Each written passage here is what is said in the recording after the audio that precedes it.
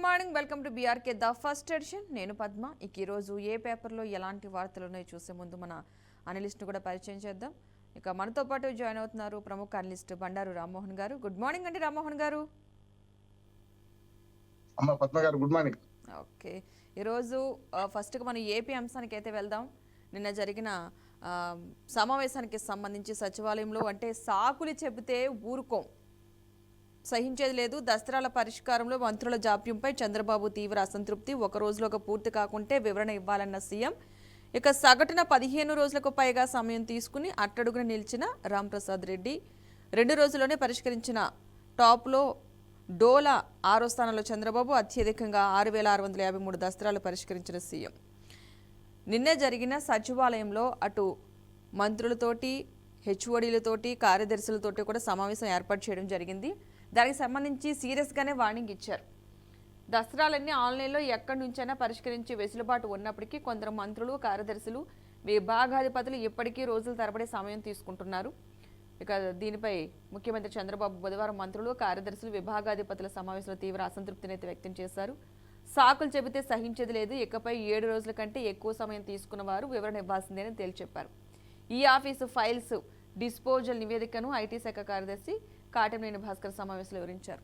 అంటే ఇప్పుడు ఒక్కొక్క అంశానికి ఇప్పుడు తీసుకున్నట్లయితే ఏపీ అంశానికి సంబంధించి సీఎం చంద్రబాబు నాయుడు ప్రతి ఒక్క విషయానికి సంబంధించి అటు మంత్రులతో కావచ్చు, హెచ్ఓడీలతో కావచ్చు, కార్యదర్శులతో ఎక్కడా కూడా ఎలాంటి పని ఆగకూడదు, అభివృద్ధి విషయంలో ఎంత కేర్ తీసుకుంటున్నారో, అక్కడ జరిగే ఏదైతే హామీల విషయంలో ఎంత కేర్ తీసుకుంటున్నారో, ప్రజలకి చేయాల్సిన పనులకి సంబంధించి కూడా అంతే కేర్ తీసుకుంటూ కొంచెం మంత్రులకి కొంచెం క్లాసులు ఇచ్చుకుంటూ సమావేశంలో గట్టి వార్నింగ్లు ఇస్తూ తీసుకెళ్తున్నారు. సో ఈ అంశానికి సంబంధించి మనం ఏ విధంగా చూడాలంటారు? అంటే ఒక అడుగు ముందుకు వెళ్ళడానికే ప్రయత్నం చేస్తున్నారు అనుకోవచ్చు అంటారు, ఎలా చూడాలంటారు?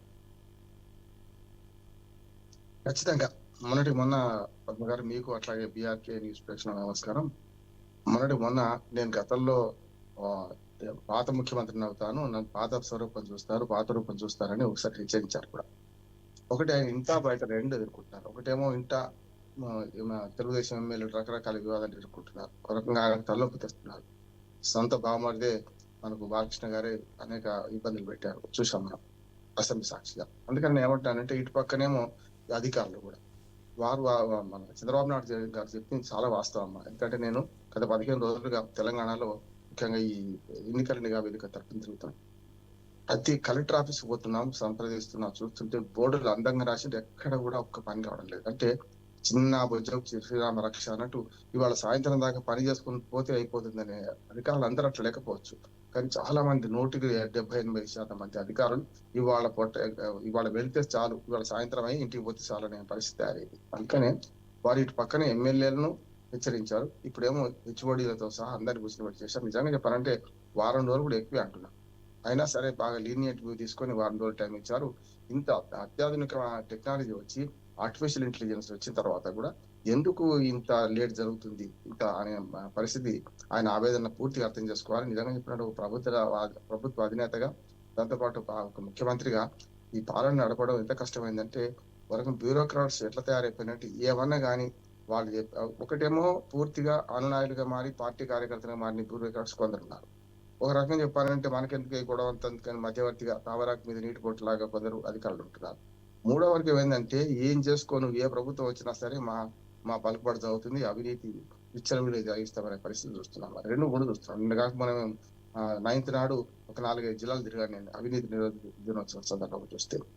మార్గంగా అంటే ఎక్కడ సందు పుడితే అక్కడ చేస్తున్నారు. దానికి కారణం రెండు కూడా, రాజకీయ నాయకత్వం అవినీతి, దాంతోపాటు అధికారులు కూడా.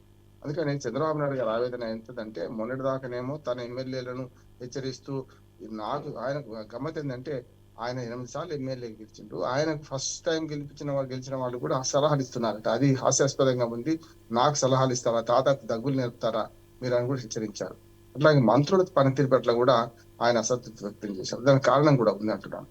ఎందుకంటే లోకేష్ నాయకత్వాన్ని బలోపేతం చేసే క్రమంలో కొంతవరకు సీనియర్లను పక్కన పెట్టి, చాలా వరకు అంటే సీనియర్లను ఏదో స్పీకర్ గానో లేకుంటే రకరకాల పదవులు అడ్జస్ట్ చేసేసి ఈసారి మీరు ఊరుకోండి, ఎందుకు ఎన్టీ రామారావు గారు పార్టీ పెట్టామని ఉంటున్నారు కానీ ఇంకా కొత్త వాళ్ళకి అవకాశం ఇవ్వాలని చెప్పి ఒక కొత్త వారిని సృష్టించి మంత్రివర్గంలో నూతన రక్తాన్ని తీసుకొచ్చారు.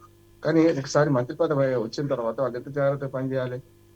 చాలా మంది అనుభవం లేని వాళ్ళే ఉన్నారు, ఇంక్లూడింగ్ పవన్ కళ్యాణ్ గారితో సహా, ఉప ముఖ్యమంత్రి పవన్ కళ్యాణ్ తో సహా. కానీ పవన్ కళ్యాణ్ గారు మంచి చెడు తనదైన మార్క్ చూపించుకుంటున్నారు కదా. అంటే నాదైన మనోహర్ ఇట్లాంటి వాళ్ళు కొంత గతంలో స్పీకర్ గా చేశారు కనుక ఉమ్మడి ఆంధ్రప్రదేశ్ లో అట్లాంటి వాళ్ళు కొందరు ఉన్నారు. కానీ మిగతా వాళ్ళందరూ కూడా కొత్తగానే. లోకేష్ కూడా మొదటిసారి కంటే ఇప్పుడు చాలా సార్లు ఎదిగారు, చాలా బాగా ఎదిగారు. మిగతా మంత్రులతో సమస్య వస్తుంది. ఒకేసారి మా ఎమ్మెల్యే కాగానే మంత్రి కావడం అట్లా ఇద్దరు ముగ్గురు ఉన్నారు. వీళ్ళందరినీ చూసుకుంటే ఏమవుతుందంటే వాళ్ళకు అనుభవం వస్తలేదు, పనితీరు నేర్చుకోవడం లేదు. 20 ఏళ్ళ అయింది ప్రభుత్వం వచ్చి, ఇంకా పని నేర్చుకోకపోతే ఎట్లా అని ఆయన ఆవేదనతో నేను పూర్తిగా ఎక్కువిస్తున్నాను. ఇటు మంత్రులను హెచ్చరించారు, హెచ్ఓడిని హెచ్చరించారు. రౌతును బట్టి గుర్రం ఉంటుంది. నేను ఏమంటున్నానంటే ముఖ్యమంత్రి గారి గట్టిగా చొరవ తీసుకోవాలి. మీరు గుర్రాన్ని నడిపించే బాధ్యత మీది కదా.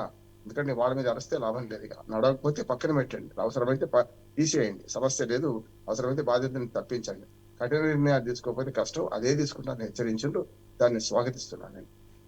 ఇంకా అదేవిధంగా ఏపీకి సంబంధించి కొన్ని కంపెనీలు పెట్టుబడి పెట్టడానికి కూడా సిద్ధంగా ఉన్నాయంటూ కూడా చెప్పడం జరిగింది.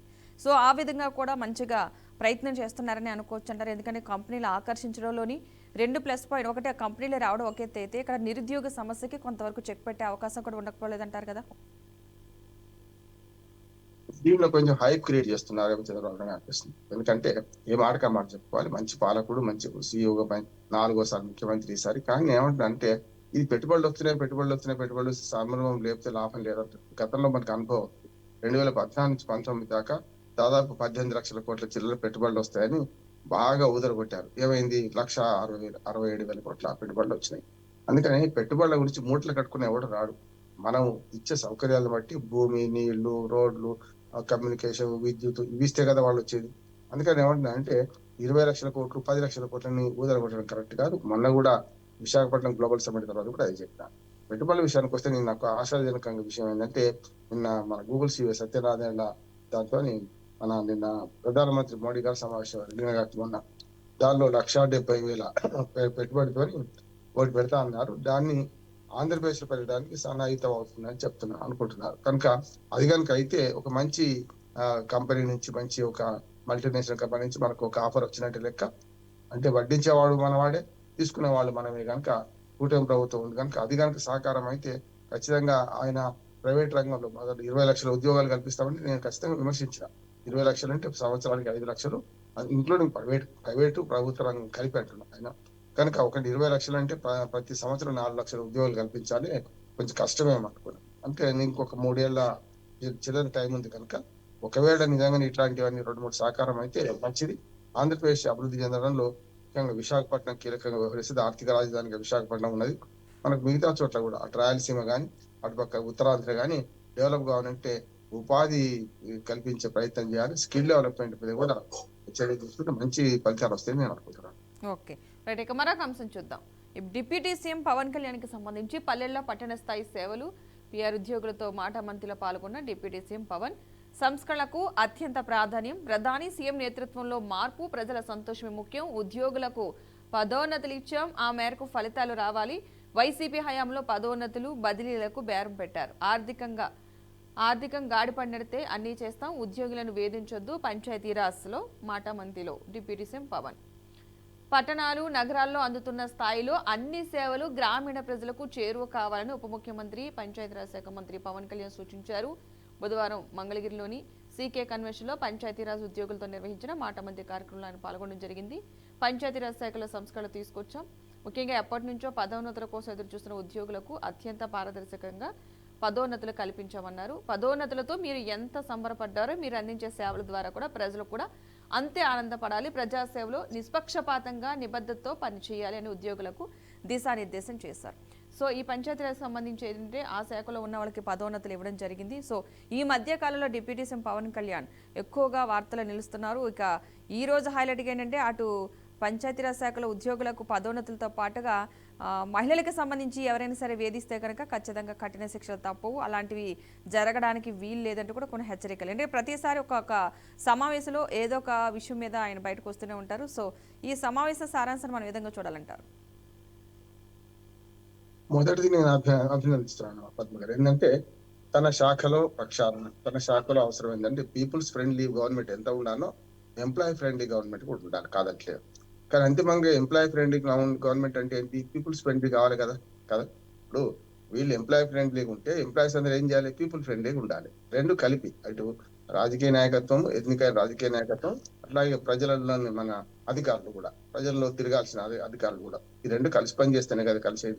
భారత రాజ్యాంగం ప్రకారం మనం చట్టసభలు, తర్వాత కార్యనిర్వాహక వర్గం, తర్వాత జ్యుడిషియరీ పక్కన పెడతాం. ఇప్పుడు ఈ రెండోది అయితే పనిచేయాలి కదా.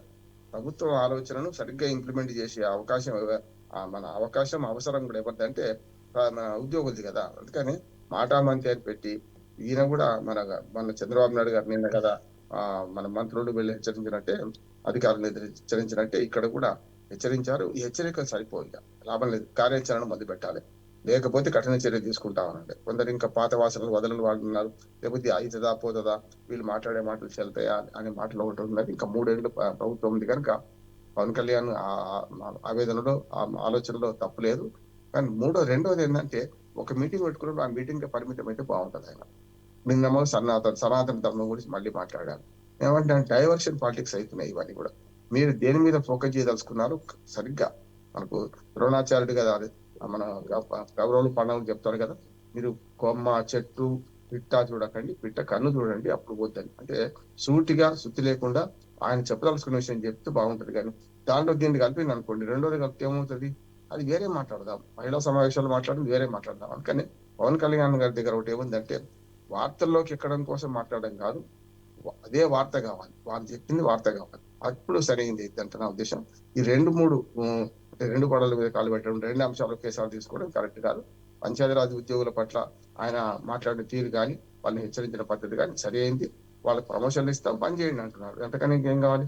కనుక రెండోది యుద్ధ అంటున్నాడు. సంచలనం కోసం కొన్ని విషయాలు ఆ సమావేశంలో ప్రస్తావించడం వల్ల అసలైన ఏదైతే థీమ్ ఉందో, అసలైన ఆయన అనుకున్నది ఏందో అది పలచబడిపోతుంది అంటున్నాడు. అందుకని అది కొంచెం జాగ్రత్త పాటిస్తే పవన్ కళ్యాణ్ గారు చాలా ఎదిగారు, సమస్య లేదు అంటున్నాడు.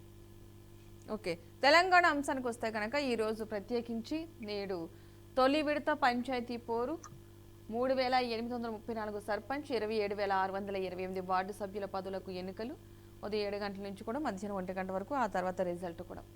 సో మొత్తంగా రాష్ట్రంలో తొలి దశ గ్రామ పంచాయతీ ఎన్నికలకు రంగం సిద్ధమైంది. 3,834 మంది సంబంధించి అభ్యర్థులు అయితే పోటీలో నిలబడడం కూడా జరిగింది. ఈ అంశానికి సంబంధించి గ్రామ పంచాయతీ ఎన్నికలకు సంబంధించి మనం ఏ విధంగా చూడొచ్చు. సో స్టార్ట్ అయ్యింది గ్రామ పంచాయతీ నుంచి, అభివృద్ధి అన్నది అక్కడి నుంచే స్టార్ట్ అవ్వాలి కాబట్టి సో ఆ దిశగా అడుగులు పడుతున్నాయి అనుకోవచ్చు అంటారు ఈ తెలంగాణ అంశానికి సంబంధించి. ఖచ్చితంగా దాదాపుగా 2 ఏళ్ల తర్వాత, ఇంకొక నెల అయితే 2 ఏళ్ళు అవుతుంది పంచాయతీ కాల పరిమితి అయిపోయి, సర్పంచులు వార్డు మెంబర్ల పదవి కాలం అయిపోయి. ఇప్పుడు ఎన్నికలు జరుగుతున్నాయి. వచ్చే సంవత్సరం నూతన సంవత్సరంలో కొత్త సర్పంచ్ ఇప్పుడే నూతన సంవత్సరం అవసరం లేదు. రేపు 11వ తారీఖు నాడే మొదటి విడత ఎన్నికలు జరుగుతున్నాయి.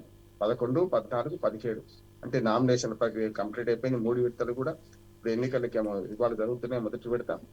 రెండోది ఏంటంటే 2వ విడత 14, 3వది 17. ఈ 3వది చూసుకుంటే మనకి కొత్త సర్పంచులు కొలువు తీస్తున్నారు, నూతన సంవత్సరానికి ఆహ్వానిస్తున్నారు వాళ్ళు. కాకపోతే నిధులు లేవు. సమస్య ఎక్కడ వచ్చిందంటే వట్టి కుండ కాడ కొట్లాడడం తప్ప ఇంకోటి ఏం లేదు. ఇప్పుడు మేము పంచాయతీ ఎన్నికల సందర్భంగా ఎన్నికల వేదిక తరఫున నిఘా వేదిక తరఫున రాష్ట్ర అధ్యక్షుడిగా మొత్తం తిరుగుతున్నాను నేను. తిరిగే క్రమంలో చూసుకుంటే బాగా ఏకగ్రీవాలు బాగా బలవంతపు, లేకుంటే ముఖ్యంగా వేలం పాటల ఏకగ్రీవాలు బాగా కనపడ్డాయి. ఎందుకంటే గతంలో ఎవరు భయపడేవాళ్ళు లేడు, కానీ ఈ వేలం పాటల రాజకీయాలు బాగా అయిపోయినాయి. రెండోది ఏంటంటే ఇప్పుడు డబ్బులు ఖర్చు పెట్టుకోవడం కూడా అడ్డగోలుగా మద్యము, డబ్బు ఏరులై పారుతున్నది గ్రామాల్లో ఏర్పడకుండా ఈ 2 నడుస్తున్నాయి. అంటే ఎలక్షన్ కమిషన్ కూడా ఏం చేస్తుందంటే ఉత్తర కుమార ప్రగల్భాలు పలుకుతుంది, బ్రహ్మాండంగా చేస్తాం, డబ్బు మద్యం పంచకండి. మేము కూడా ప్రచారం చేసింది అదే కదా. కానీ తీరా చూస్తే ఈ 2 నడుస్తున్నాయి. కాకపోతే అదృష్టం ఏంటంటే పంచాయతీ సర్పంచ్ పోటీ చేసే వాళ్ళకు 7 రోజులే టైం ఉంటుంది. అంటే ప్రచారానికి 7 రోజుల టైం మాత్రమే. ఇట్లా నుంచి ఎలక్షన్ రాదు. అదే గత అసెంబ్లీకి పార్లమెంట్ కున్నట్టు 14 రోజులు ఉండదు కనుక ఇంకా 7ను 3 రోజులు కుదించాలంటున్నాను నేనైతే. ఎందుకంటే 7 రోజులు కూడా భరించడం కష్టం. అభ్యర్థులు అందరూ ఏమంటున్నారంటే సార్ 7 రోజులు భరించడం కష్టం ఉంది, ఇంకా వీలైతే కుదించాలంటున్నారు. అంటే ప్రచారానికి ఏముంది, ఒక ఊళ్ళో ప్రచారం చేయడానికి 3 రోజులు సరిపోవా.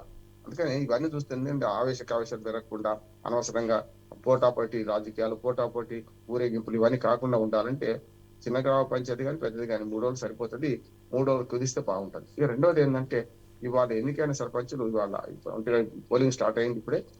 పోలింగ్ మొదలయ్యి 1 గంటకు ముగుస్తుంది. తర్వాత 2 నుంచి లెక్కించబడుతుంది. తర్వాత ఉప సర్పంచ్ ఎన్నిక కూడా ఇవాళ జరుగుతుంది వరుసగా. అంటే వార్డు మెంబర్ల దగ్గర గెలిచిన వాళ్ళతో కూర్చొని పెడతారు, వెంటనే ఉప సర్పంచ్ ఎన్నిక కూడా పూర్తవుతుంది. పంచాయతీ రాజులో మొట్టమొదటి అంచె ఇది. అంటే స్థానిక ప్రభుత్వాల్లో మొట్టమొదటి అంచె మొట్టమొదటి అంచెలో 2 సంవత్సరాల తర్వాతనైనా కొత్తగా ప్రజాప్రతినిధులు రావడం స్వాగతిస్తున్నాను. ఎన్నికలు సజావుగా జరుగుతున్నాయి. ఇవి నేను చెప్పిన మద్యము, లిక్కరు, మనీ అండ్ లిక్కర్ విడిచిపెడితే మిగతా అంతా మన ఎన్నికల వ్యవస్థ చాలా బ్రహ్మాండంగా పనిచేస్తుందమ్మా. సమస్య లేదు. మిగతా అంతా బాగుంటది. ఇక్కడ మాత్రం కళ్ళు మూసుకుంటారు. మనీ అండ్ లిక్కర్ విషయంలో కళ్ళు మూసుకుంటారు తప్ప మిగతా బాగుంటది. ఏదైనా సరే నూతన సర్పంచులు ఎన్నికై రాబోతున్నారు. ఈ 10 రోజులు సరిగ్గా ఇవాటి నుంచి 10 ఇంకొక వారం రోజుల్లో 3 అంచెల ఎన్నికలు పూర్తవుతాయి. కొత్త సర్పంచులు వస్తారు. వాళ్ళని స్వాగతిస్తామాట.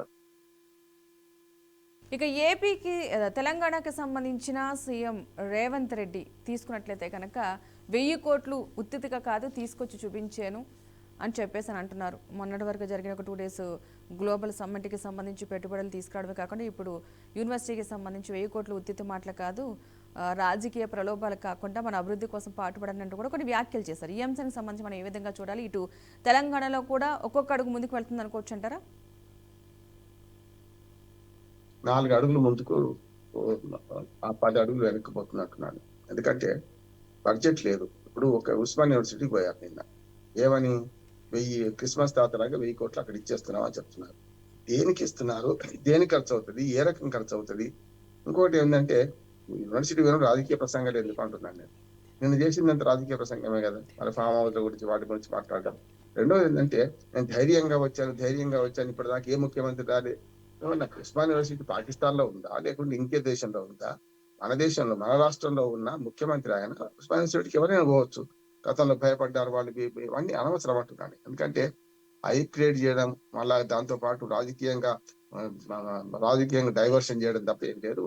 1000 కోట్లు దేనికి ఇచ్చారంటున్నాను. అసలు నిజంగానే మనకు ఆ ప్రొఫెసర్ కాసిం గారు కానీ వాళ్ళందరూ కూడా మొదటిసారి పోయి వచ్చి ఏదో విజయయాత్ర చేసినట్టు అక్కడికి పోయినట్టు అంతకుముందు పోయగలిగిందా?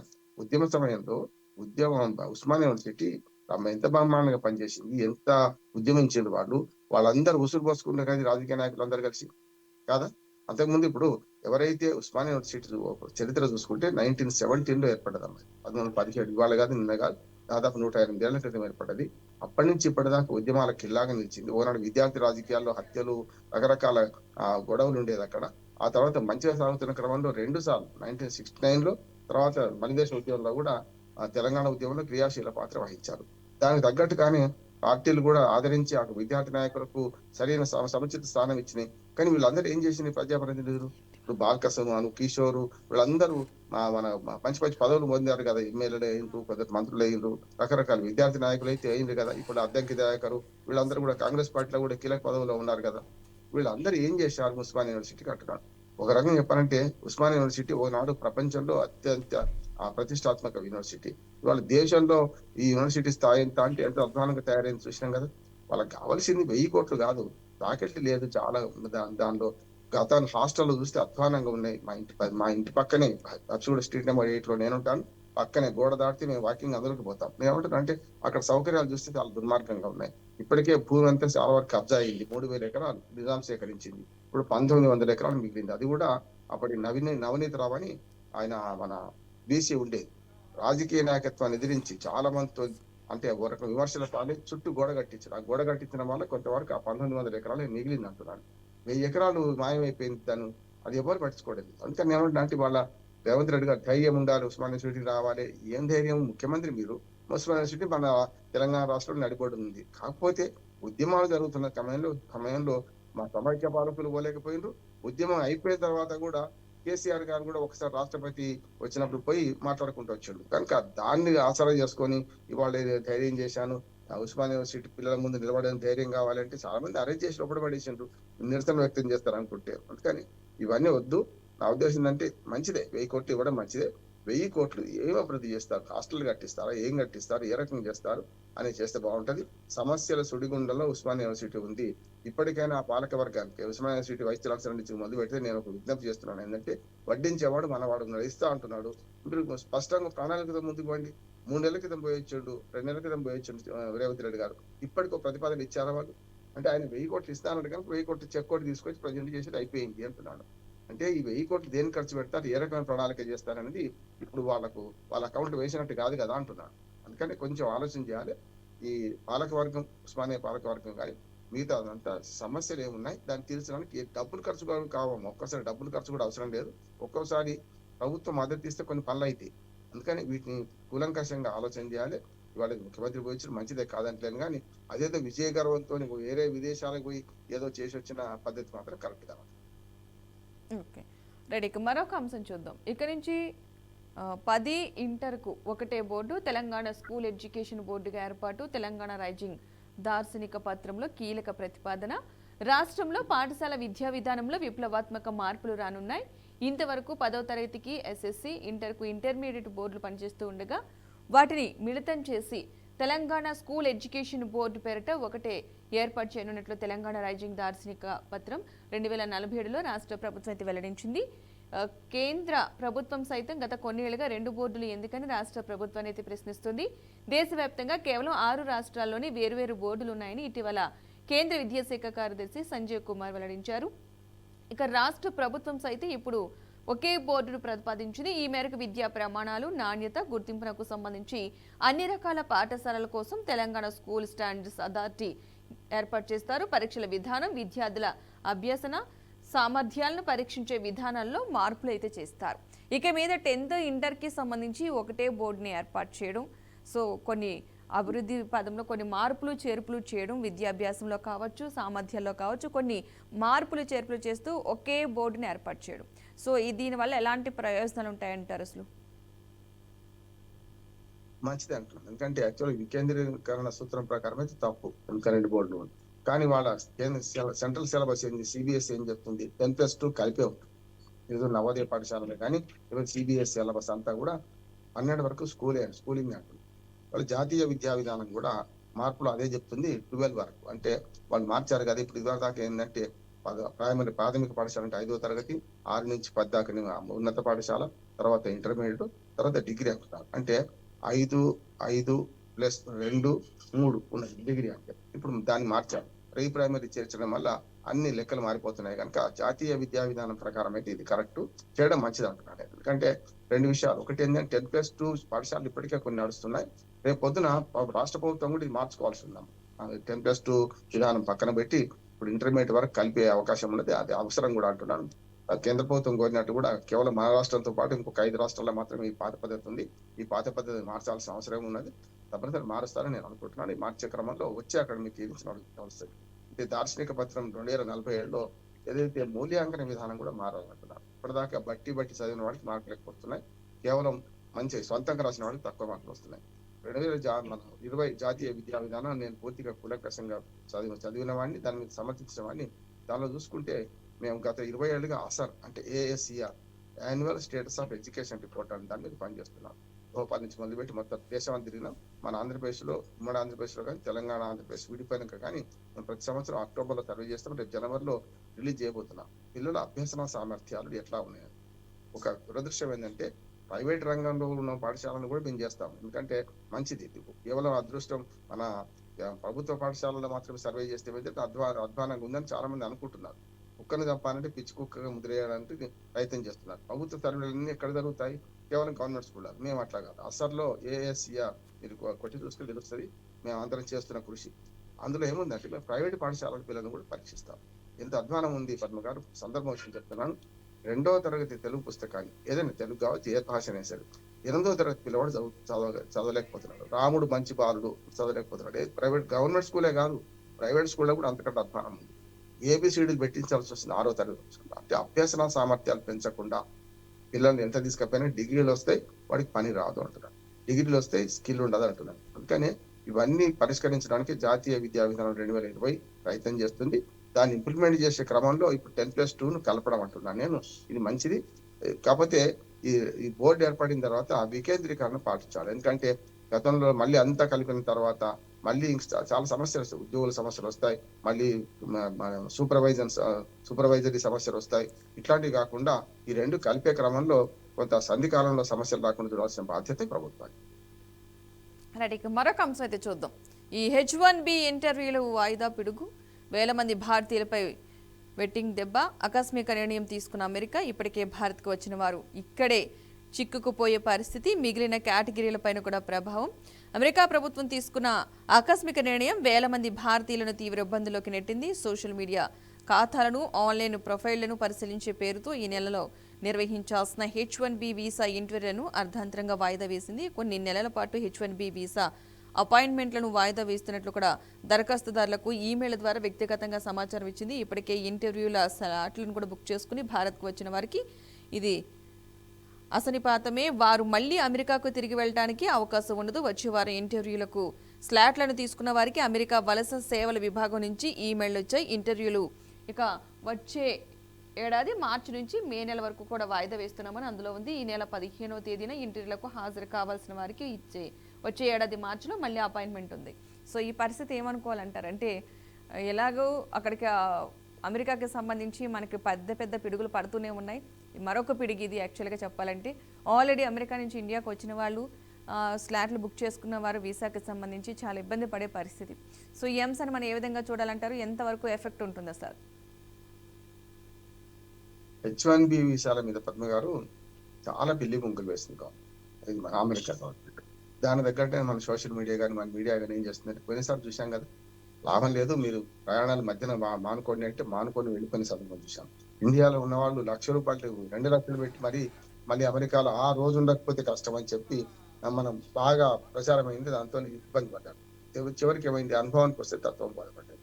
కానీ ఇటీవల అమెరికా విదేశాంగ శాఖ మంత్రులు కానీ లేకపోతే ఇమ్మిగ్రేట్ అధికారులు కానీ ఒక నిర్ణయానికి వచ్చారు. ఏంటంటే వాళ్ళు ఏమనుకున్నారంటే గతంలో H1B వీసా అనేది అత్యంత నైపుణ్యం గల వాళ్ళని ఆహ్వానించింది కదా, అట్లా ఆ రకంగా వాళ్ళకి అవసరం కూడా ఒకసారి అనుభవానికి వచ్చింది కూడా. వాళ్ళ అత్యంత నైపుణ్యం గల వాళ్ళు ఇప్పటికి కూడా మన దేశంలో లేరు, మనం ఖచ్చితంగా భారత్ కానీ మిగతా దేశాల మీద ఆధారపడాల్సిందే అని చెప్పి 70% పైగా మన దేశస్తులు H1B వీసాల కింద అమెరికాలో ఉంటుంది. మిగతా 20%లో 11% ఒక చైనా నుంచి పోతున్నారు. మిగతా 9% మాత్రమే ప్రపంచం మిగతా దేశాల నుంచి పోతున్నారు. అంటే మన నుంచి ఎంతమంది నైపుణ్య రంగంలో నైపుణ్య కార్మికులుగా నైపుణ్యంగా ఉన్న మన స్కిల్ డెవలప్మెంట్ చేసుకున్న వాళ్ళు కూడా పోతున్నారు కదా. దాన్ని ఆసరా చేసుకొని కొంత అనుభవానికి వచ్చింది. ఆ మధ్యన ఈ H1B వీసాల మీద చాలా పెద్ద ఎత్తున పిచ్చి ప్రయత్నం చేసింది. ఆ ప్రయత్నాలను ఫలించలేదు. తీరా వచ్చే చాలా నైపుణ్యం పోయింది. దాంతో పాటు వాళ్ళకు వెనుక పంపుదామనుకున్న సాధ్యం కాలేదు. కొన్ని యూనివర్సిటీస్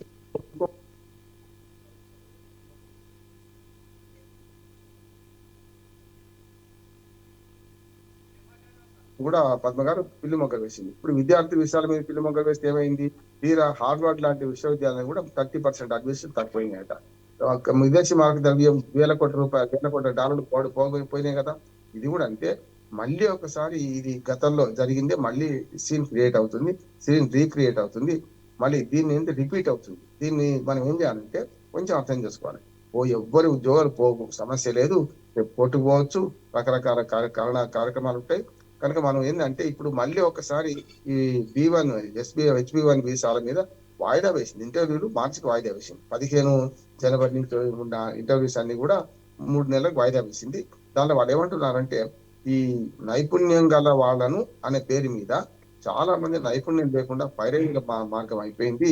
వేల మంది ఈ పేరు మీద వస్తున్నారు ఇక్కడికి, అది అరికట్టుదామని వాళ్ళు అనుకుంటున్నారు. వాళ్ళ దేశం ఇమిగ్రేషన్ అధికారులు వాళ్ళు నిర్ణయం తీసుకుంటారు. మనం కూడా చాలా జాగ్రత్తగా ఉండాల్సిందంటే అమెరికా కన్నవారి కాలంలో కూడా అంతా అమెరికా వైపు చూస్తున్నాయి. అమెరికా వైపు చూడకండి. కెనడా ఉంది, మెక్సికో ఉంది, చెప్తున్నా కదా, ఆస్ట్రేలియా ఉంది, బ్రిటన్ ఉంది. బ్రిటన్ వాళ్ళు అయితే ద్వారాలు తెరిచే ఉన్నాయి, మీరు రండి మీ స్కిల్స్ మేము ఉపయోగించుకుంటామని చెప్పి బ్రిటన్ వాళ్ళు మనం కోరిండు కూడా. అమెరికాకు తొలి దెబ్బ అక్కడి నుంచి జరిగింది. కానీ ఇక్కడ ఈ H1B వీసాల మీద కొంచెం సోషల్ మీడియా కూడా నిన్ననే చూస్తున్నాను, సేమ్ మళ్ళీ అప్పుడేదో రిపీట్ అయినట్టే మళ్ళీ అవుతుంది. అది వచ్చి మీరు ఇక్కడికి వస్తే పోవాలి, తొందరగా లాభం లేదని చెప్తున్నారు. ఇది కొంచెం ఇబ్బందికరంగా అనిపిస్తుంది. కానీ వాస్తవం ఏంటంటే భయపెడుతున్నారు కదా. ఇప్పుడు అక్కడ ఏమైందంటే ఏమో వాస్తవం చెప్తలేరు. H1B వీసాల మీద గతంలో పిల్లి మొగ్గలు ఎందుకని అంటే సరిగ్గా ఇట్లా భయపెట్టారు, మళ్ళీ అన్ని రిలీజ్ చేసేసారు. చూసాం కదా, $1,00,000 ఉన్నారు, 10 లక్షలు 9 లక్షలు 10 లక్షలు, ఇప్పుడు 9 లక్షలు అంటే 9 లక్షలు కట్టాల్సి వస్తుంది ఎట్లా అన్నారు. తాగేవాడితో కడతారు, తాళ్ళ పన్ను ఎవరికైతే అవసరం ఉంటుందో వాళ్ళు తీసుకెళ్తారు 9 లక్షలు కట్టి. మొదలు ఏమన్నారు, ప్రతి సంవత్సరం 10 లక్షలు కట్టాలన్నారు. తర్వాత ఏమైంది, ఒక్కసారి కొత్తగా ఎవరైతే H1B వీసాకు అప్లై చేసుకుంటారో వాళ్ళకి మాత్రమే వర్తిస్తున్నారు. అంటే నిబంధనలన్నీ కఠినతరం అని చెప్పి మనం ఎన్ని ఇబ్బందులు పడ్డామో, ఎంత భయపడ్డామో అవన్నీ మెల్లమెల్ల తొలగించుకుంటూ వచ్చారు. ఫస్ట్ టైం ఒకసారి కొత్తగా ఫ్రెష్ గా పోయే వాళ్ళకే మాత్రమే $1,00,000 అన్నారు. అంతా కూడా ఎవరు రాలేదు, దాన్ని కట్టి అంత తీసుకొని రాలేదు. నైపుణ్య అభివృద్ధిలో ఇంకా అమెరికా వెనుకబడ్డే ఉన్నది. అమెరికా వాళ్ళకి మన అవసరం ఉన్నది. గుర్రం దగ్గర నీళ్ళు రావాలన్నా నీళ్ళ దగ్గర గుర్రం పోవాలంటే ఖచ్చితంగా నీళ్ళ దగ్గరికే గుర్రం పోవాలి. వాళ్ళు రాకపోతే ఇక్కడికే వస్తారు వాళ్ళు. మనం పోకపోతే వాళ్ళు ఏం చేస్తారు? చాలా కంపెనీలు ఇప్పుడు మనకు అమెరికా కంపెనీలు చాలా వరకు వద్దన్నా ఇక్కడికి వస్తున్నాయి. ఎలాన్ మస్క్ ను హెచ్చరించారు ట్రంప్. ఏమైంది?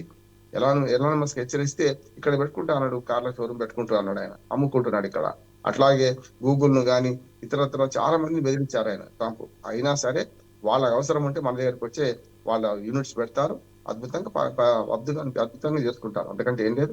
ఇది భయపడాల్సిన అవసరం లేదు. కాకపోతే కొద్ది రోజులు జాగ్రత్తగా ఉండాల్సిన బాధ్యత మాత్రం మన H1B వీసాలు ఇప్పుడు పోయిన వాళ్ళు కానీ కొత్తగా పోదలుచుకున్న వాళ్ళు కానీ కొంచెం ఆ నిబంధనలను చూసుకుంటూ జాగ్రత్తగా ఉండాలి. ఓకే, ఇక మరొక అంశం చూద్దాం. మెస్సీతో ఫోటోకు 10 లక్షలు, 100 మందికి మాత్రమే అవకాశం. హైదరాబాద్ పర్యటనకు రానున్న ఫుట్బాల్ దిగ్గజం లియోనెల్ మెస్సీతో అభిమానులు ప్రత్యేకంగా ఫోటోలు తీసుకోవచ్చు. అయితే అందుకు బాగానే ఖర్చు అవుతుంది. ఒక్కో ఫోటోకు 10 లక్షల రూపాయలు చెల్లించాల్సి ఉంటుంది. ద గో టూర్ నిర్వాహక కమిటీ సలహాదారు పార్వతీరెడ్డి బుధవారం విలేకరుల సమావేశంలో వెల్లడించడం జరిగింది. ఈ నెల 13న సాయంత్రం మెస్సీ హైదరాబాద్లో అడుగు పెడతారు. ఫలక్నమా ప్యాలెస్లో జరిగే మెస్సీతో మీట్ అండ్ గ్రీట్ కార్యక్రమంలో ఆయనతో పాటు ఫోటో దిగొచ్చు. ఒక్కో ఫోటోకు 9,95,000 అక్కడ జిఎస్టీతో కలిపి 10 లక్షలు. సో శనివారం సాయంత్రం 4 గంటలకు మెస్సీ హైదరాబాద్ చేరుకుంటారు. రాత్రి 7 గంటలకు ఉప్పల్ స్టేడియానికి వస్తారు. మెస్సీతో పాటు రొడ్రిగో డిపాల్, లూయాస్ సువారెజ్ స్టేడియంలో సందడి చేస్తారు. సో ఇలా ఒక మెస్సీతో ఫోటో తీయడానికి 10 లక్షల రూపాయలు, అదేవిధంగా 100 మందికి మాత్రమే అవకాశం. ఫుట్బాల్ దిగ్గజం హైదరాబాద్కి రావడం. సో ఈ అంశాన్ని మనం ఏ విధంగా చూడొచ్చు అంటారు? పక్కా కమర్షియల్ అమ్మాయి. స్పోర్ట్స్ పెరిగింది కమర్షియలే. రేవంత్ రెడ్డి గారు కూడా ఆయనతో ఆడతానంటున్నారు. మంచిది అంటున్నారు. ఒక రకంగా చెప్పి క్రీడలను ప్రోత్సహించడానికి ఇది ఒక మంచి పద్ధతి. ఉన్నవాడు డబ్బులు కట్టుకుంటాడు, పోయి వస్తాడు. దాందే ఉన్నది. 10 లక్షలు కట్టేవాడు ఫోటో దిగి వస్తాడు, ఎవరొద్దు అంటారు. మెస్సీ ఫోటోను మనం బ్రహ్మాండంగా ఎక్కడ పడితే అక్కడ చూస్తున్నాం. అంతకంటే ఏంటి, మన పక్కన నిలబడి ఫోటో ఆర్టిఫిషియల్ ఇంటెలిజెన్స్ పెట్టుకుంటే ఆయన పక్కన ఫోటో దిగినట్టు మన అందరం కూడా తీసుకోవచ్చు. సమస్య లేదంటున్నారు. ఎందుకంటే ఇంత టెక్నాలజీ వచ్చిన తర్వాత ఇంకా వ్యక్తి పూజ ఆ వ్యక్తి ఎందుకు చేస్తాడు అనుకోని కష్టం కాదు. ఆయన ప్రమోషన్ కి ఆయన వచ్చారు. తెలంగాణ ప్రభుత్వం ఆహ్వానించింది. నిజంగానే దేశంలో ఎక్కడికైనా పోలేదు ఆయన ఈ మధ్యన. అందుకనే ఇక్కడికి వచ్చిండు, మనం మాట్లాడుకుందాం. వస్తున్నాడు 13 నాడు. మన ముఖ్యమంత్రి కూడా ఒక క్రీడాకారుడే కనుక ఒక యువ ముఖ్యమంత్రి మన క్రీడాకారుడు ఆయన కలుస్తున్నాడు. మంచిది. ఒక రకంగా చెప్పాలంటే దీని వల్ల ఏమవుతుందంటే క్రీడలకు ప్రమోషన్ పెరుగుతా అంటున్నాను. ఇప్పటిదాకా ఓన్లీ క్రికెట్ పట్టుకుని ఏడ్చాం. మన ఫుట్బాల్ కూడా మంచి ప్రమోషన్ వస్తా అనుకుంటున్నాను. ఫుట్బాల్ క్రీడాకారులకు ఇది ఒక మంచి ఊతం ఇచ్చేది, క్రీడాకారులందరూ ఉత్తేజపరిచేది. దీన్ని ఆహ్వానిద్దాం. రైట్, థ్యాంక్ యూ అండి రామ్మోహన్ రావు గారు. ఈరోజు లైవ్లో మాతో పాల్గొన్నందుకు థ్యాంక్ యూ సో మచ్ అండి. సో చూసారు కండి ఈరోజు ఏ పేపర్లో ఎలాంటి వార్తలు వచ్చాయో. ఇది వాళ్ళ BRK the first edition. Keep watching BRK news Telugu సత్తా.